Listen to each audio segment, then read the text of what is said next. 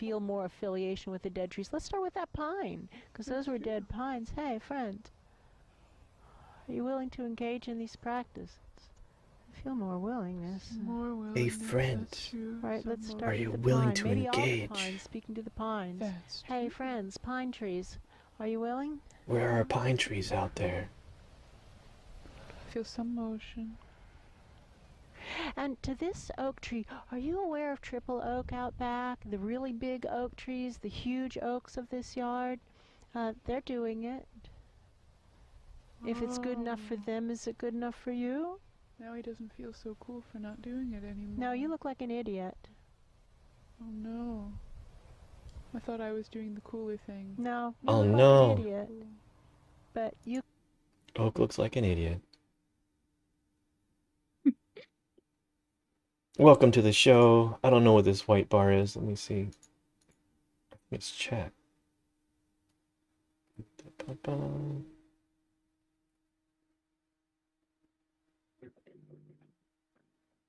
So how are you doing, Wisteria? I am good. Trying to juggle stuff that doesn't fall. I'm trying to get in chat. It's tough. Oh, okay. Hello.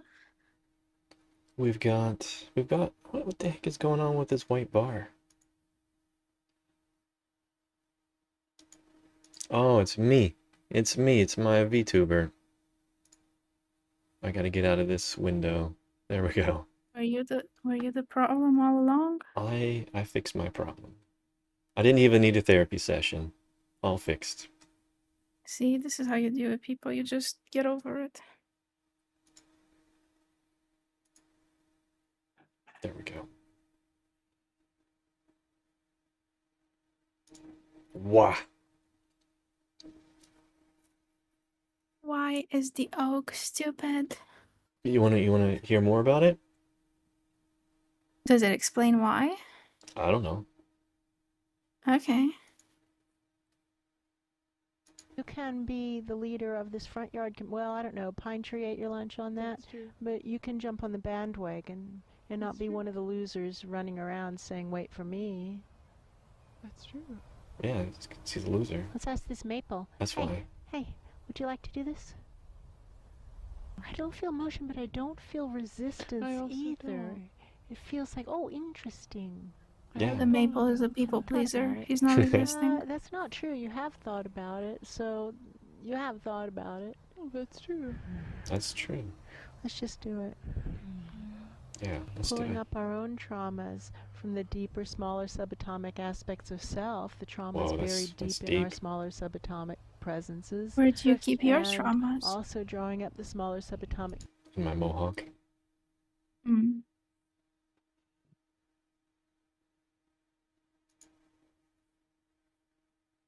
So today's title, you probably didn't catch it, is Post Milkmaid Coma. We're just coming out of our post Milkmaid coma. That is self-induced once a year. Yeah. The milking of Eurovision. So, you got any Eurovision news for us? You want more milk, Wistmoor? Yes. Was it not enough? Bring out the milk. Well, the milk was plentiful this year, and you wouldn't expect the drama would be unfolding even after the whole thing just ends. You would feel like the moment that the winner is announced, all the excitement and the interest drains from your body. But no, it's forever ongoing. The drama that I want to talk about is a bit of a social political issue. Because if you somehow got convinced and brainwashed that Eurovision is non political and neutral in any sort of way, you got played. I've been You got played. super- What happened? Tell me how I've been played. So apparently, social media just exploded with criticism over what many called a diplomatic embarrassment, Wismar. Okay. Moldova spokesperson, that woman that announces the points, basically, she is an influencer in Moldova. Her name is Rita English. She is like this sort of English teacher. And she made a statement after her live appearance saying that she cannot possibly say 3 points for Romania while her audience is over like 1 million Romanians. And she said, no, I can't do that. Well, spoiler alert, she did because she had to. But she still had to go through the whole thing. And it was just public backstabbing at that point for the jury in Moldova to give Romania 3 points when this year, our comeback year, was such a competent year from our entry. So then she felt embarrassed to do that. Now, there's the Moldovan broadcaster, TRM, just like the EBU, but like their version. They have a director, and he publicly apologized for the way the jury voted, citing that the biggest support for Romania should have come from them. And after this statement of embarrassment, he resigned from his position as director of the Broadcasting Society. That's pretty intense. Yeah, and he also cited that he is sorry for not media training and informing that jury that how how they should go about voting and how to vote properly, because this entire jury was artists and people who had degrees in like musical studies and whatnot, and they did not vote correctly. Yeah. So is that Um, why they always vote for the opera song? Is because these are like people with musical degrees in the jury? yeah, yeah. Essentially.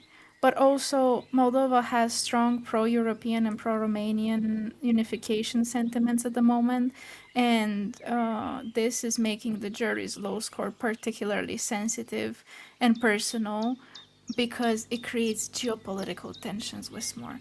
They keep saying that they want to unite with Romania. We are not the ones to be asked if we want to unite. Nobody cares if we want to, but they want to. And they go behind our backs with Romanian funding and stab us with those 3 points. I guess that's what Yeah, having little siblings is like. exactly. So then, Romania's ongoing financial and military support of Moldova just fuels this conflict even more, despite the songwriting aspect.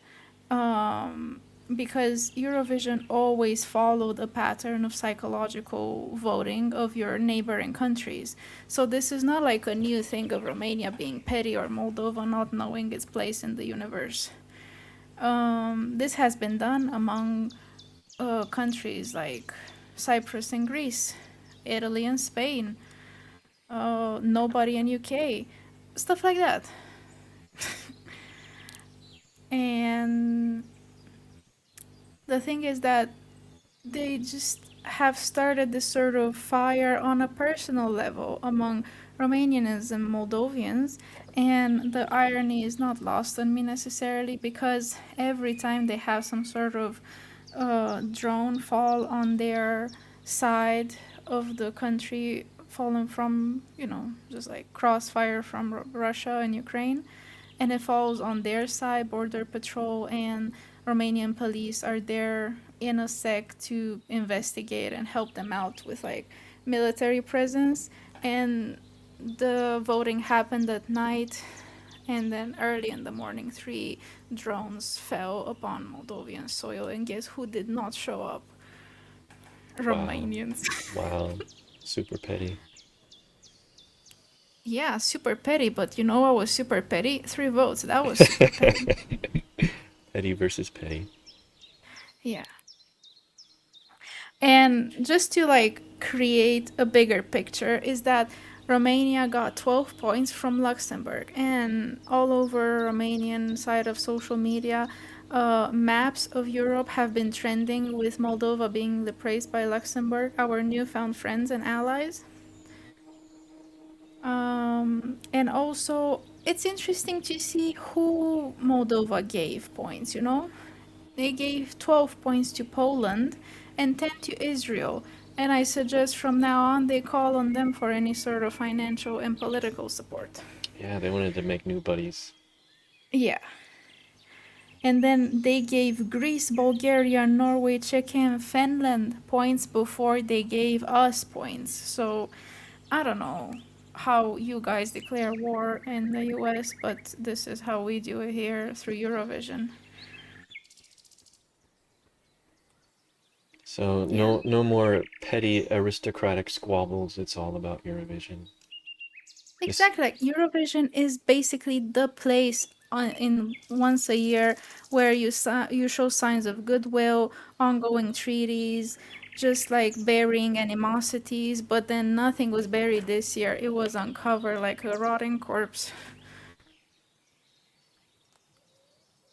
and you had also seen some stuff about Bulgaria. They're already renting out Airbnbs, even though they don't know what city it's going to be in yet. Yes, there are all sorts of rumors as to where exactly they're supposed to host Eurovision in Bulgaria. A lot of fellow Bulgarians are saying on social media that Bulgaria does not have the budget to host Eurovision, but that at the same time, in order to properly embezzle some funds, you need a big enough event so that it Mm, covers whatever the hell you're gonna do. And local authorities are more than happy to pour in plenty of cash in hosting Eurovision. And little entrepreneurs in every single city are Airbnb their grandma's bedroom. You sleep with babushka for like 3 nights as you go to mhm. Eurovision, despite not knowing exactly, as you said, we don't know where Eurovision is going to be hosted and what city. Right. Buy But this house now while it's cheap before it's been announced that it's going to be in this city. yeah, but what I find interesting is that no matter what city it is, Bulgaria, just like Romania, does not really have a big enough venue to host those so many people. Their biggest hosting venue is 17K. How big is Eurovision live? It's usually 25 to 50K. Whoa. So then So that it is a will be great microvision. that's a great opportunity to build something within a year super quickly and grift on the construction. You think they make trailer home sort of concert venues? Uh, I don't know. I don't know. I don't know. This would be a niche thing to get into.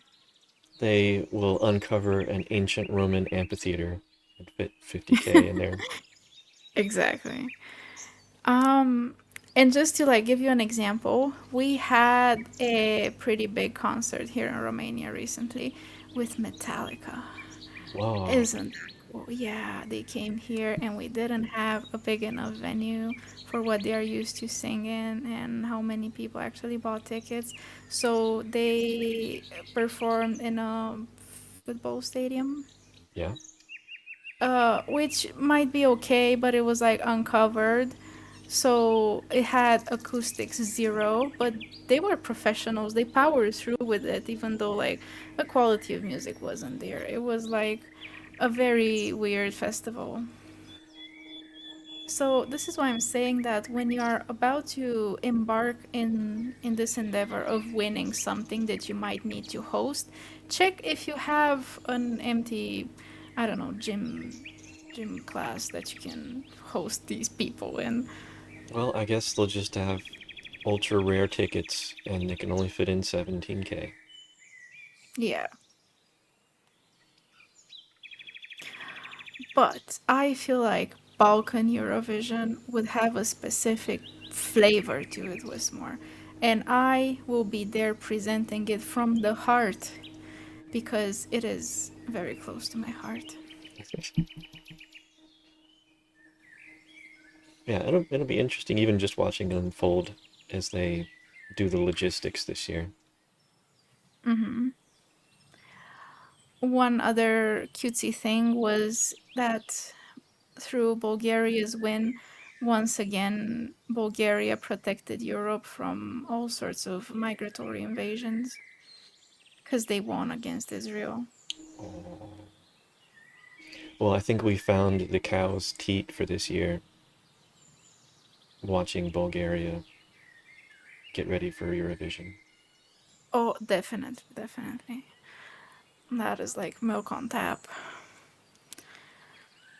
So basically, are you signing up to review construction sites We'll see how it and turns see out how it goes? if it's interesting.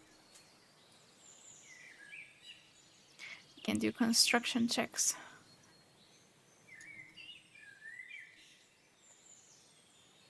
All right, you ready to do a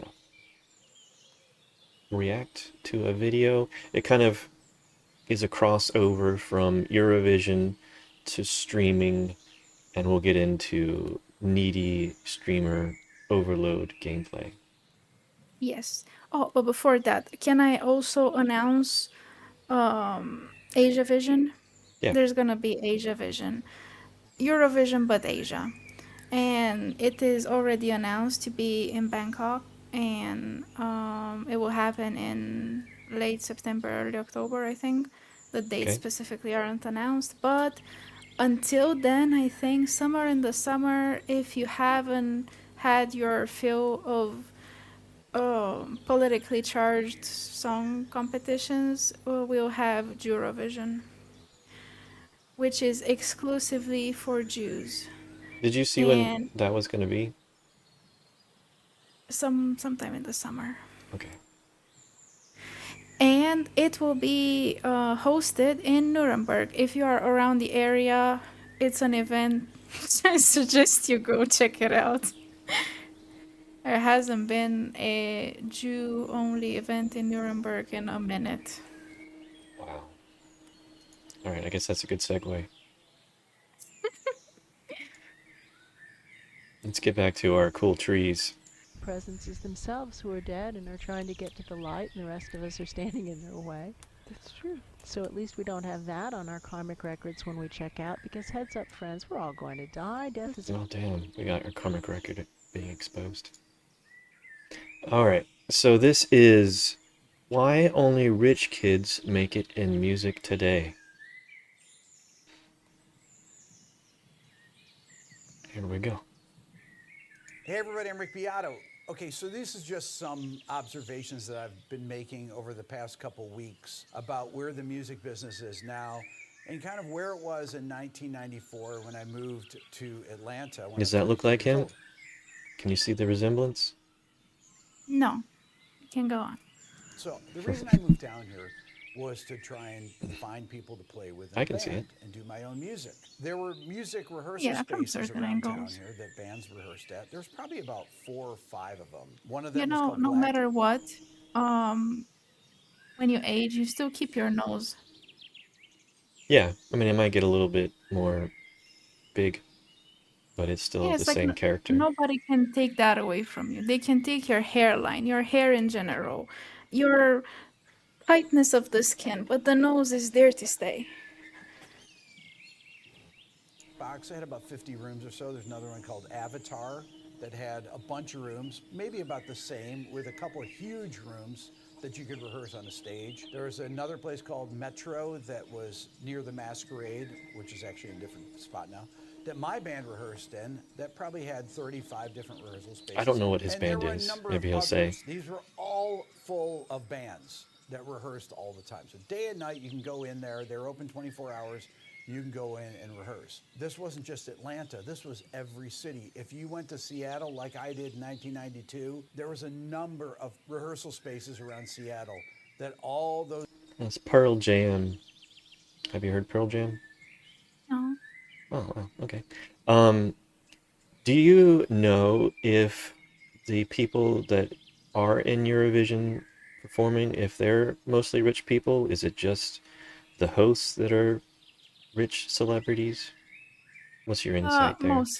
Mostly the hosts. Sometimes you would have actual established celebrities in their specific countries, but most of them are your regular baristas. Moldova has a record of sending over like a dog groomer, and she'll go back to being a dog groomer. She's not even a singer. I don't know how she signed up for there. She was free on a Sunday and she went to audition. So there are actually kind of like fairy tale stories being made potentially from Eurovision where somebody just comes out. from being a regular dog groomer to international fame. It sounds like it's possible. Definitely. Out of all the contests, Eurovision is the only one where you can just walk right in and sign up and start singing. I feel like there's some sort of triage, even an X Factor. Yeah, and it's coming out that a bunch of these bands that were even grunge back in the 90s had connections, like powerful connections, um, to like government workers, to um, The DMV lady. no, like intelligence workers and people working in like big industries that work with government, like aviation and like Northrop, and I forget all the names. Hmm. I don't know if Pearl Jam had any connections, but definitely Nirvana did. those Seattle bands rehearsed in. But there were also rehearsal spaces in Phoenix and Los Angeles and New York City. Before I moved here in 1994, I was living in New York, 93, 94, and I played in bands there, and I lived in the East Village. I lived on First Ave between 7th and St. Mark's. And how did I do that? Because I had a job as a bartender on a boat. And the money I made from that enabled me to not only pay for my rent, which you could never do today, but I also could go to practice spaces and practice with the 5 different bands that I played in, because they all had practice spaces in Manhattan. And then eventually, when you couldn't afford to do it in Manhattan, people went to Brooklyn, and now you can't do it in Brooklyn because that's too expensive. But the fact of the matter is that you could work a regular job and afford to do that. Like when I moved here to Atlanta, I worked as a music teacher in a store called Buckhead Music.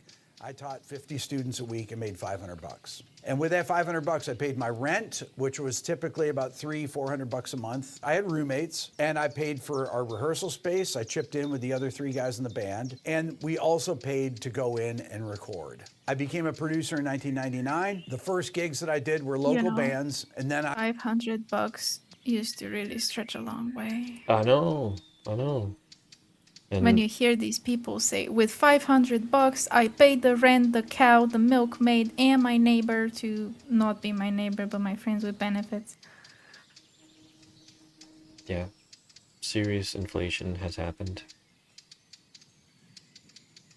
I got some major label things. Like I did this band Left Front Tire that had a song on the American Pie 2 soundtrack. And then I got this band Shinedown that I did a few There we go. songs on their first record, which was a double platinum record. And eventually, over time, I did a few more major label records. But those records and budgets started to go away around 2005. After the financial crisis, 2008, rock music basically died around 2012. Right when Facebook and Twitter came online and we were in the social media era, full on. If you go back to the late 90s, you started seeing these boy bands, NSYNC, Backstreet Boys. You saw Britney Spears. Yeah, Ooh, we got a needy streamer noon. girlfriend, kind of looking old, not gonna lie. Yeah.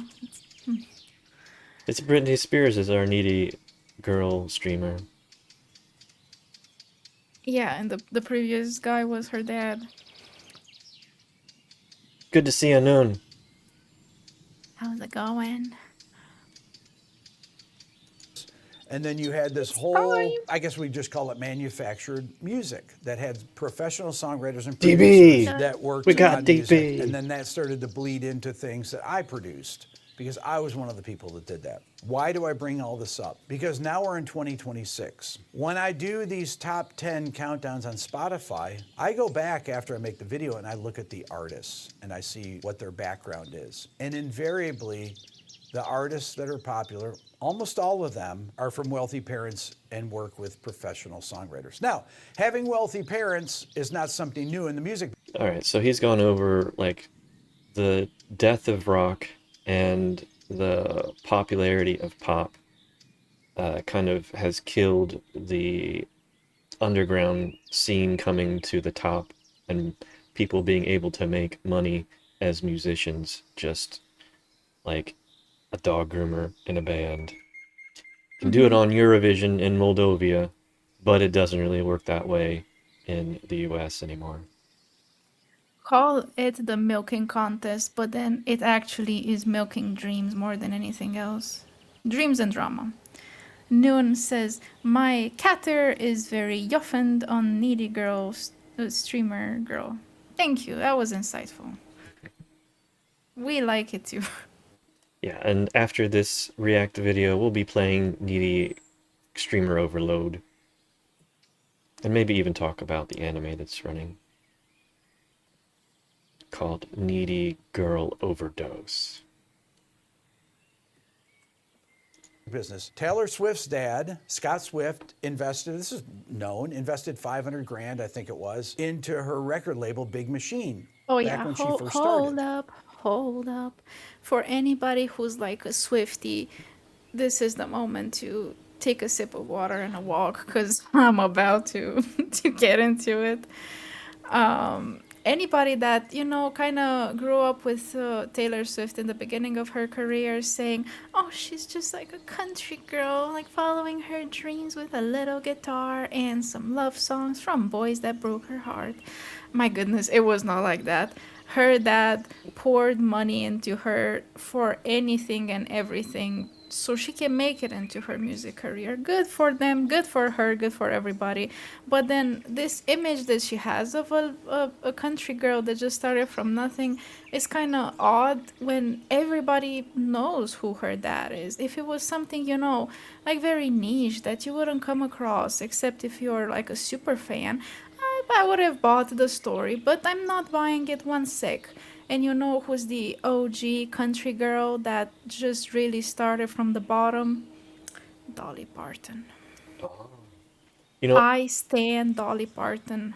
I had heard that Jewel was like really poor. She was just making it by sleeping on couches, sleeping in her car, doing dive bar gigs, and it turns out that that was all a lie for decades. He wasn't sleeping in cars. No, and she like bought her way into the industry too from family.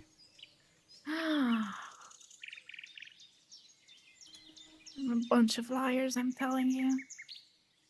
Go to nowadays, you look at people like Gracie Abrams. Her dad, J.J. Abrams, you know who he is. He's a famous producer, a movie filmmaker. Her best friend is this, or one of her best friends, I just was listening to, Audrey Hobart. Audrey has a brother that is also a songwriter called Malcolm Todd, but his name is really Malcolm Todd Hobart. Audrey has a couple million monthly listeners on Spotify. Malcolm Todd has 23 million monthly listeners. But their father was the writer and producer for Scrubs and The Middle. Sabrina Carpenter's aunt was the voice of Bart Simpson. I know you love Sabrina Carpenter. Yes, thank you, Wistmoor. Now you've got Thank you for outing me like that. now you've got gossip juice about Sabrina. Is that a flex point? My aunt is the voice of who? Bart? Marge, I think, was it? Marge Simpson? I, Maybe it was Bart. I I don't know, don't because know. yeah, Bart Simpson's voice is a woman. I missed it. Yeah, I don't Yeah, know if that is a flex. I'll go back. But yeah, probably very rich is why it's a flex. For Scrubs and The Middle. Sabrina Carpenter's aunt was the voice of Bart Oh, Simpson. yeah. We can go on and on. Most of the people that make DB it loves in the Dolly music Parton business too. now have parents that are famous or that are in the film or TV business or music business, or they're really wealthy. Because only wealthy people, unfortunately, for the most part, can focus on music and doing music as a career because they don't have to work. Do Now, they do may we have jobs. like celebrities more if they are from humble upbringings, or do we not care? The music is good no matter if you're rich or not. Well, How do we see it? I think the marketing angle is that they think that people will connect with them, the regular person who isn't rich, if they see that a non-rich person can become rich. And it kind of gives them a sense of hope and somebody to root for, and even to root for themselves in their own lives and their own passions.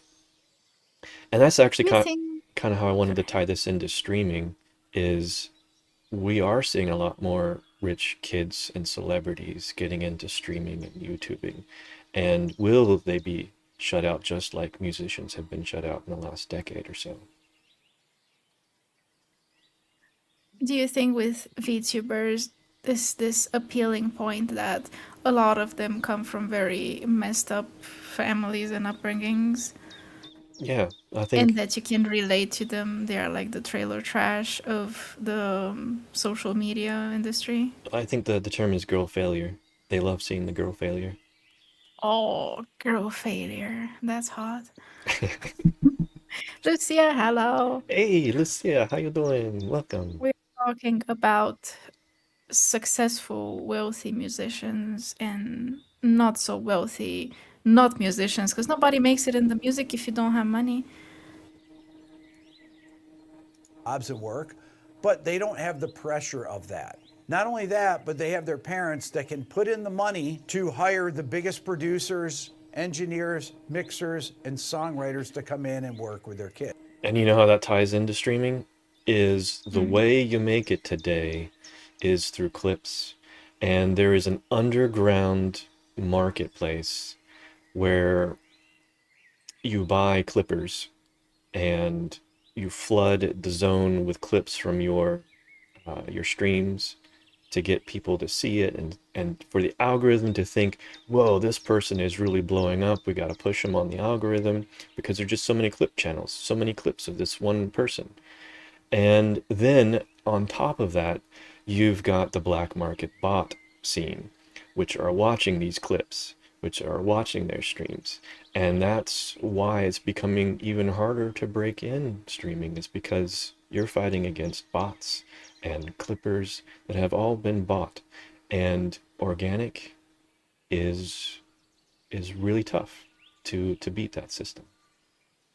I saw a controversial take on how to get reliable clippers because sometimes there are people who just like buy them out from under you, and you are left to find somebody else that is competent and understands your content. And in this recent years, a lot of streamers have kind of reached that age gap where they are starting to have kids. Some of them are saying like, well, if my kid wants some iPad time, he's gonna have to clip a few clips for me. Wow. Like, turn your kids into clippers. This is back to the coal mines for the kids. This is helping your family business. Yeah, and this isn't sour oats. What we're doing really isn't chasing a high viewer count. We're just trying to make connections and meet people. And we've met some amazing people. Even if it's just 5 people, they're an amazing 5 people.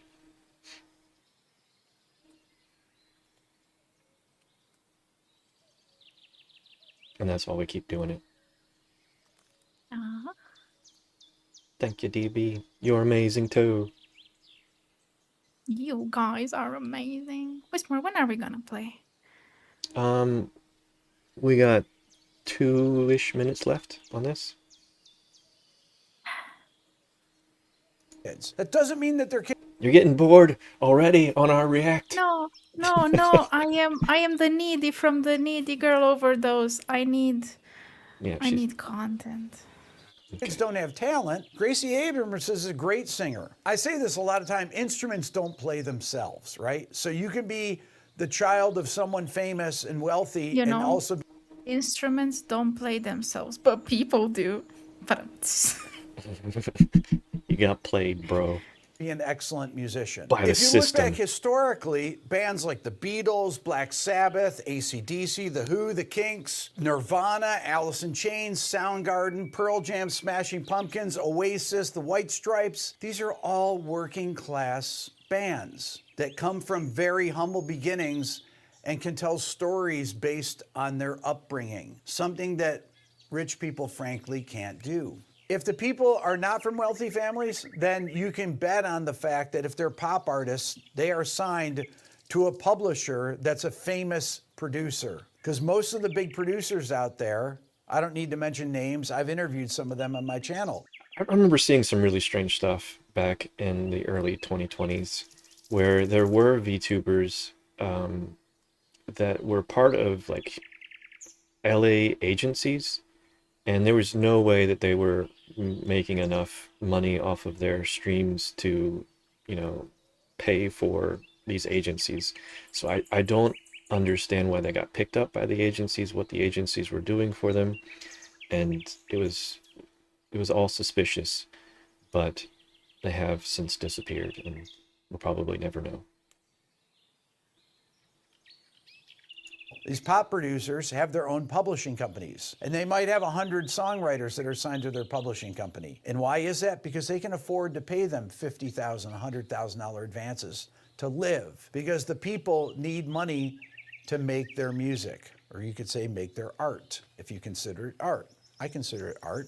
It's their own type of art. There is no money in the music business like there was. Yes, people can make millions of dollars doing it, but it's such a small number of people that can do that. One of the things that most people won't tell you, big producers, big engineers, mixers, songwriters, is that they make a lot of their income through vanity projects with rich people. Billionaires that had bands when they were in high school, or kids of wealthy people. I did so much of this stuff myself. This has been going on since the early 2000s. It's really Once exposing money it. from record deals started to disappear, that's what people were left with. So most of the things that you see out there that are developed by people are financed by parents of rich kids. If you just investigate people that are in the charts and go and look at their background, you will see that. You can put the names in the comments section of the people, but you will find that it's almost impossible to make it as a musician nowadays if you're young, unless you have rich parents. It's just my own observation. Love to know your thoughts. Hit subscribe. Thanks for watching. Yeah, so that's Rick Beto. He has some other interesting stuff on YouTube. It was a good video, despite the fact that it was 7 minutes of explaining the obvious. Nobody really makes it in this industry without solid connections and funding. But, you know, seeing the inside of it all from somebody that is willing to talk about it is interesting. Yeah, insider spelling it out is what it is. Yeah. Breaking news, fork found in the kitchen. More from our correspondent, Lucia. Yes, You know keep that us updated, there's Lucia. yeah, with more findings. um, do you know that there's a person, a chatter in Lucia's chat that has the name DJ Muffin Cracker? It's Interesting. just so funny. Muffin cracker. You know, muffins are supposed to be soft. How are you cracking muffins? That is the thing.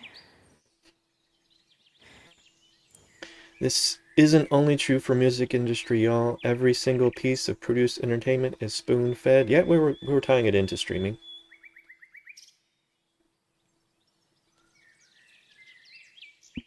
All right, you Then are. we think, yes, I am. You're feeling needy for some needy girl. Yeah, very. Please, Wistmoor, give us content. All right, here goes. Oh, let me update. Can you think Games. of any industry that does not require wealth to get into? Something, you know, that you genuinely get into with your sheer talent. I think that money can help you get into anything. Yeah, but I want to know what is the realm that you can get into with no money at all? Video games, DB. Yeah, video games. Actually, that's a good one. We are playing ourselves again. Making video Really? games.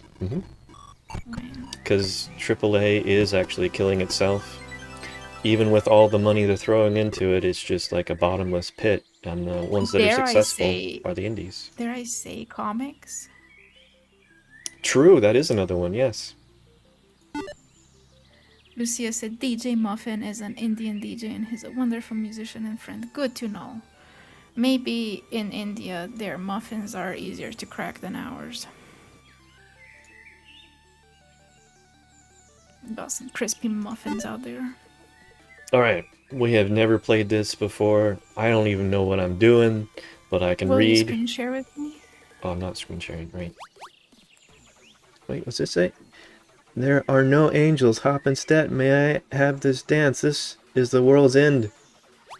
She's already talking to me. I haven't even started the game. Tell her to stop. Wismore, did you have copyright school? Lucia's asking if you went to school. I have not gone to school yet, so I still have a strike. Oh, but like you can stream with a strike? That's kind of hot. That's kind of like bad boy behavior.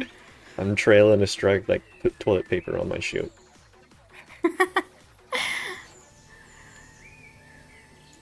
See, guys? Here, this mohawk dude, repeat offender. Look at him. All right. Okay, Rebel. Okay, sexy. There you go. Fans like wealthy musicians and bad boys. What can we do?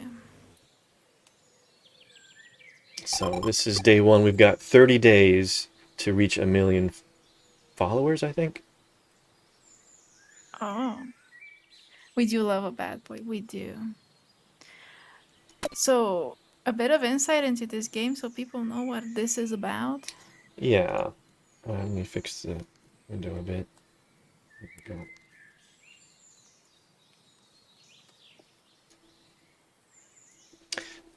So we are the producer or manager, that age-old trope of the manager of the streamer, and we're trying to manage this streamer to 1 million follows by day 30, and it's like by any means possible. You can do whatever you want. You can make her go crazy doing it, or you can try and go wholesome and see if you can still make it. We'll see. We'll see how it turns out. That's like the interesting part about it. Essentially, a social media pimp. We'll see. We'll see if we go the pimp route or not. Knowing that that is an option is crazy. What is the password? I don't know the password, Angel Kawaii. All right. I think you gotta make it.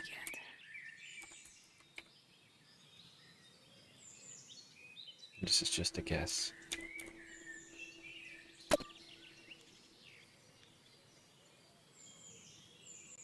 Is that the right password? I don't know. Maybe not. It's not accepting it. All right, let's try my name. See if she knows me.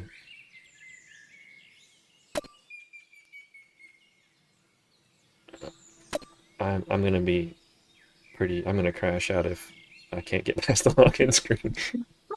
Maybe you need to click on those messages on the corner and read them from the top.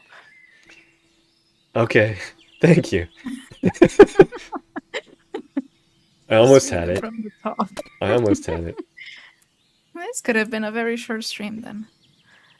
Seeing Wistmoor crash out over a password 50-minute playthrough. And you'll cover chat for me. Yes. My little chat gremlin. Lucia says no wonder his account got suspended. I see you've logged in. This is it. This is where our forever begins. We'll be together no matter what happens online, whether I die or I get arrested or I break or I get stabbed or I get flamed or I become God or I go crazy. The internet is truly the Are those the festering... only options in life? Maybe she's just being dramatic. She has nowhere else to turn to. That's why she's so dramatic. Because I have trouble getting out of bed in the morning. I don't want to go out. I don't want to get a proper job. I'm scared of other people. Adults piss me off. And I'm stupid. But I still want everyone to fawn over me. Oh my god. The relatable moment in this game. Here we go. I gave you an OMG. With Mewtwo. Me to my diaries. Yeah. Thanks for setting up all my gear and getting my streaming software up and running, P-chan. So we're P-chan the manager. P-chan. Oh. Back in the day, I used to be Herbie-chan. P is for perfect. Oh, not P as in PP. Maybe. Baby-chan. I mean, you're the only person in this world who understands and supports me, and you're my one true love, and you're also like my producer, so it fits. Oh, so a bit of background on this. The creator of the game actually was like a psychology student. I don't know if it was master's or PhD. And they did a whole study on streamers and the psychology behind streaming and the need for attention.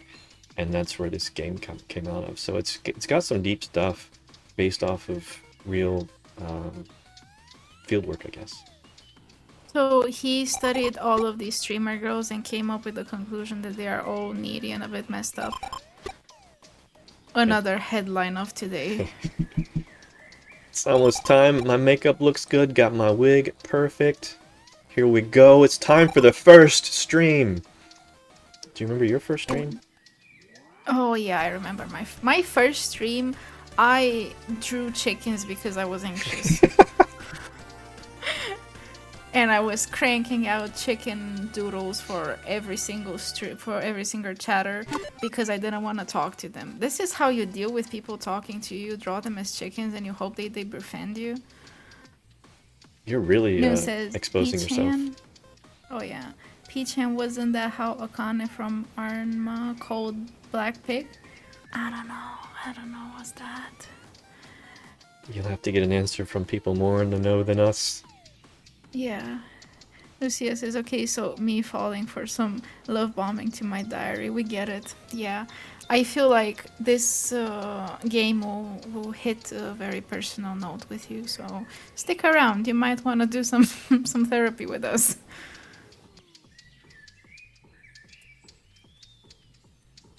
Oh yeah, promise for a future peace. I'm a little manic and moody, but it's all right. So are we like typing in chat as a chatter, as the streamer? I mean, the manager? Using comments. We'll just go with cute. Lucia says, I'm unfollowing. Wait, why did it go? Oh, it did go up. Wait, what happened? Girl, you do what you gotta do.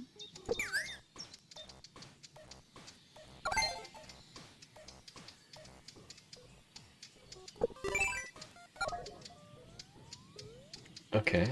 So she's reacting to our comments.